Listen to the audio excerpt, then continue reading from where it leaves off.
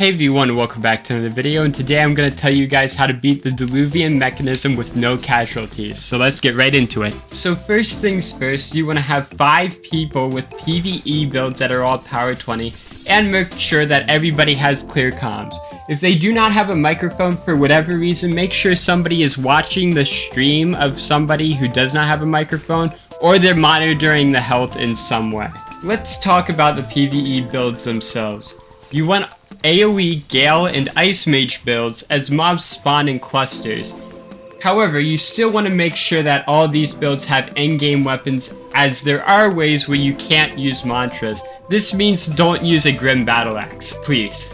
You also want to make sure that you have survivability above all else, because in most waves you can get health packs and it's really easy to bloodless them. A talent that your entire team should have is Carnivore. Carnivore has no requirements besides I think level 8, but otherwise everybody can get it, and it basically removes the food, hunger, and blood problem. So long as you have the next thing that we're about to talk about. One person should have Graceful Flame on your team. This way you can regenerate natural armor, blood, armor, and sanity at no cost. You want a trusted group of people, and for someone to hold a max out Vow Mastery with all teammates. If you really want to go overkill, you can have someone else vow the person that has vows with everyone, but I don't suggest it because I think there's a lot better things you can do with your points. For bells, there's a lot of options, but 3 bells rise above all other bells. You may think Payback, Jar of Souls, and Smokescreen would be good picks. However, Payback has too long of a cooldown. Jar of Souls does do a lot of damage, but takes far too long to charge.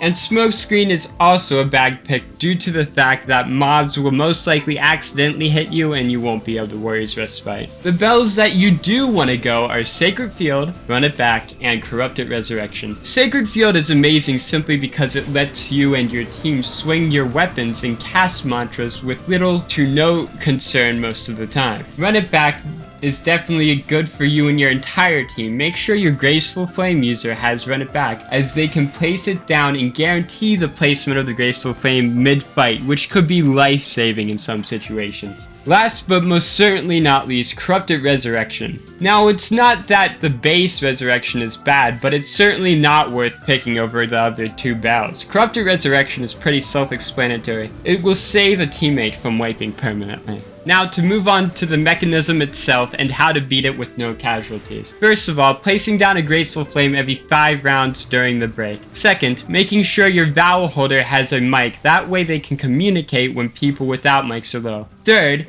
if a mob is attuned, have the player with the weakness to the attuned mob fight that mob when that's an option. I'll put what weaknesses there are to attuned mobs on the screen right now.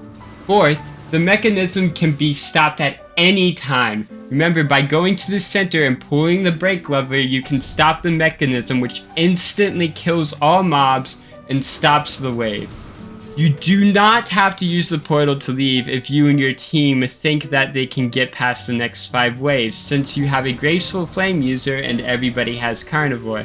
There is no downside to pulling the brake besides the fact that you need to start back at the wave after your last break wave. Anyways, that's all I got for you guys. Good luck on the grind, and if you guys have any more questions, feel free to ask in the comment section and I will answer. And as always, I'll see you guys in the next video. Bye bye!